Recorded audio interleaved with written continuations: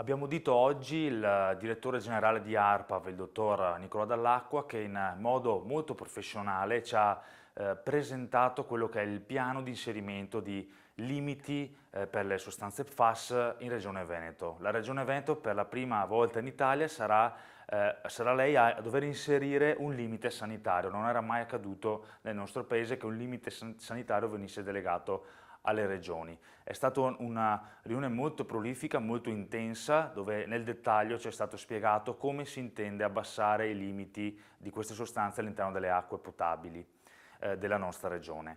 Con il dottor Dall'Acqua abbiamo poi approfondito anche la questione della bonifica per quel che si è potuto dire, perché ricordo che c'è un'indagine in corso, ma abbiamo anche parlato di acquedotti e di come portare acqua pulita alle persone che stanno bevendo acqua contaminata. Sono certo che la sintonia tra Regione e ARPAV, coordinata dal dottor Nicola Dall'Acqua, produrrà dei risultati benefici per questa vicenda.